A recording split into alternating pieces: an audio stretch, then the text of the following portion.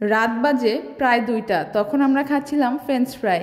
আর চিন্তা করলাম আপনাদের সাথেও এই ফ্রেঞ্চ ফ্রাই ভিডিওটা শেয়ার করি, কারণ এটা বানানো এতটা সহজ আর এত কম প্রসেসে এত মজার ফ্রেঞ্চ ফ্রাই বানানো যায়, যা আপনারা একবার ট্রাই না করলে বুঝতে পারবেন না কিভাবে এই মজাদার ফ্রেঞ্চ ফ্রাই অল্প সময়ে অল্প প্রসেসিংয়ে আমরা বানিয়েছি। তারই একটা ভিডিও আজকে শেয়ার করব, আশা করছি আপনাদের কাছে অনেক বেশি ভালো লাগবে। তো চলুন শুরু করা যাক। প্রথমে একটা আলুর খোসা ছিলে আলুটাকে ফ্রেঞ্চ ফ্রাইয়ের শেপে কেটে নিচ্ছি। দেখতেই পাচ্ছেন আলুর মাঝখানে কিন্তু কালো কালো হয়ে গিয়েছে। কালো অংশগুলো ফেলে আমরা বাকি অংশগুলো দিয়েই ফ্রেঞ্চ ফ্রাই বানাবো। তো আলু কাটা হয়ে গিয়েছে, এখন ফ্রেশ পানি দিয়ে আলুগুলোকে খুব ভালো করে ধুয়ে নিব। অনেকেই আস্ত আলু ধুয়ে তারপরে কেটে সরাসরি ফ্রেঞ্চ ফ্রাই বানায়, কিন্তু আমরা আলুটাকে আগে কেটে তারপরে ধুয়ে এখন ফ্রেঞ্চ ফ্রাই বানানোর প্রসেসিংয়ে চলে যাব। তো নর্মালি আলুগুলো ধোয়ার পরে একটা পাত্রে নিয়ে নিয়েছি। এখন এখানে দিয়ে দিব সামান্য পানি।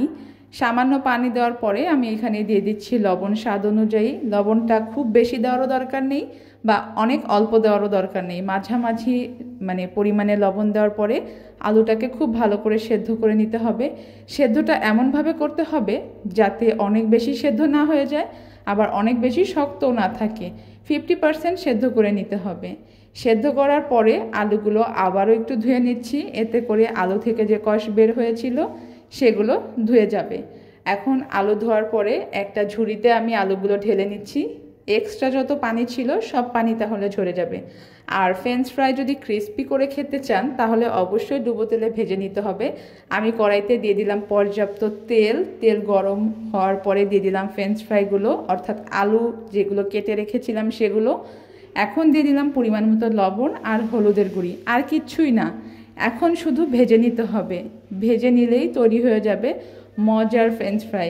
আর বিশ্বাস করেন এটা কিন্তু বানানো অনেক সহজ বা অনেক অল্প মশলা দিয়ে তৈরি, কিন্তু খেতে এটা অসাধারণ।